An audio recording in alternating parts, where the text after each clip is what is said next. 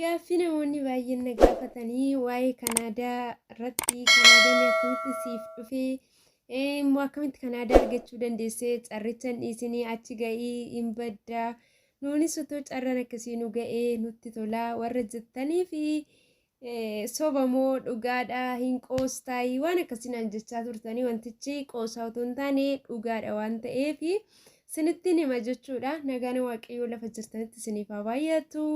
Hordoftoonni chaanaal kennaa akkam jirtu nagaa keessanii annagaara rabbiin galannaa ta'u ammallee nagaan keessan irraa afaa haa ta'u isiniin jedha.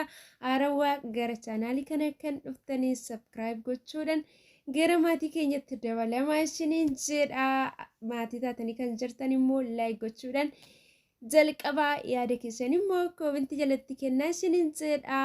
Yaadni keessanii baay'ee anan na jajjabeessa isiniin jedha. Kanarraan kanaaf immoo namoonni dhugaadha moo sobaa waan akkasiin jettan jechuudha. Yeroo darbee keessatti yaadota baay'ee naaf ka'aa turtanii kan naarrabsitanillee hin jirtu. Kan immoo yaada isin keessa jiru jechaadha. Nama keessa akkuma bifti isaa gargar ta'e tokko yaadni isaallee wanti inni bakka akkaataan isaallee akkanuma akkuma bifa keenya kana garaagarummaa qabna jechuudha. Kan hunda keessanii arrabsoos haa ta'uu qeeqas haa ta'uu akkasuma immoo koomentii gaggaarii haa ta'uu hunduma isaayyuu karaa gaarii fi karaa qajeelaa ta'e tokko yaada poozitiiviidhaan fudhadheetiin jira isiniin jedha. Obboleessa koo guddaa galatoomna.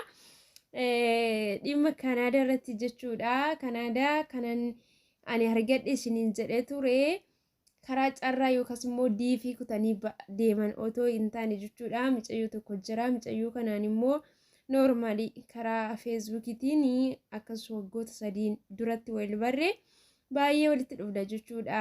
Karaa amantaa keenyatiin karaa tokko baay'ee walitti siqnee obboloota gaariidha waliin jennee lafattillee akka wal arginu jechaadha. Gaafa carraa gara Itoophiyaa galuu argannu wal firooffachuu akka dandeenyu mucayyoo sanaan keessuma darabaayyuu jechuudha. Mucayyoo suni ani obboleettii hin qabu waan ta'eef kennaa kootii naaf obboleettii gaarii naaf ta'ii. Bakka akkasumaan jetti beektanii obboleettiidhuma foonii kanayyuu hin qabu. Adaraa kee ati obboleettii naaf taataa ati nama gaariidha. Karaa kamiiniyyuu na barbaachista. Obboleettii koosii godhadhanaan jetti. Anis immoo dhugaa rabbii jechuudha. Ani obboleettii keetii lafattis waaqayyoo carraa akkuma walitti nu fidee nu barsiise kana lafattillee wal arginee obboloota gaarii waliif taanee walittillee dhufuu dandeenya.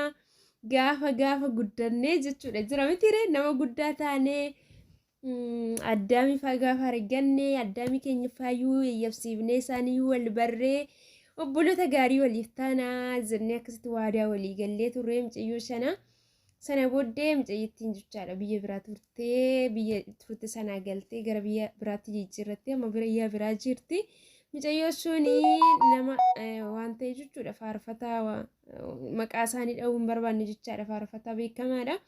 Inni jechuudha maatii isaa hunduma isaa wajjin jechuudha. Ijoollee isaa akkasumas bakka maatii hunduma wajjin biyya Kanaadaa keessa kan jiraatu hojjettuu qabu turan jechuudha. Itoophiyaadhumaayi ishiin gara biyyaa galte jechuudha. Yeroo dheeraadhaaf kan bira turte.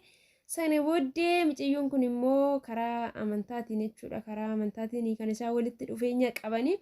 Sana booddee mucayyoo kanaan maalooyi nama naa barbaadii nama barbaade hojjettuun koo akkasitti gara biyyaa galtee nama biyyaa naa barbaadi jennaan mucayyoo suni mallaan jettee ani reefuun biyya kana dhufe waan ta'eef dhufeellee reefu seene waan ta'eef biyya kana keessa carraa ba'uu hin arganne. Kanaaf iyyuu obboleettii kiyya waan taateef kottu deemee Kanaadaa kanaa akkas naan jedhee naan jettee lakkoofsa keeyin kennaaf jedhee tan duras si gaafadha jedheetiin naan jette. Sana booddee mucayyoodhaan yeroo sanatti itti dubbannee inni naa dubbisu hin jedheeni achumaan namni kun karaa misiijarii kiyyaa jechuudha. Mucayyoon feesbuukii koo kennitee fi karaa misiijarii kootii dhufee na dubbisee.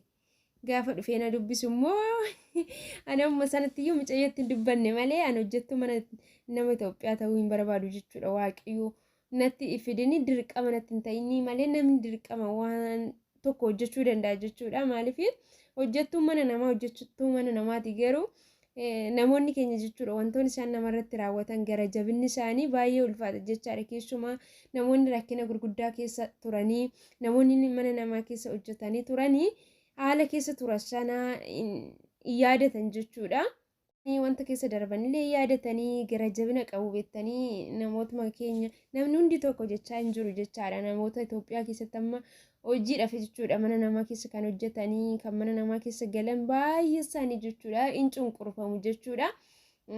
Biyyoonni biraatis bakki nuti jiraannu araboonni kun nu miidhan odoo hin taane jira jechuudha. Manni gaariinis jira manni gaarii hin taanes jira jechuudha. Haa ta'uyyuu malee nama kee harkatti gaafa miidhamtuu fi nama ormaa harkatti gaafa miidhamtu tokko miti jechaadha. Garaan kee illee badaa sinaaru garaan kee illee siin kaffa'u jechuudha. Sitti hin dhagahamu jechaadha. Sababni isaayyuu biddeeniif han dhufe malee bakka biyya kanaa nama isaatis haa ta'u maal isaatis haa ta'u anaaf ormadha. Afaan isaanii hin beeku. Kanaafiyyuu boru biraa galuu hin danda'a jettee sammuu kee amansiiftee bira jiraachuu dandeessa jechuudha. Garuu nama kan keenya ta'e tokko gaafa afaan tokko dubbachaa si miidhu sitti hin tolu beektanii yeroo asiin gadees gas ilaalu sitti hin tolu.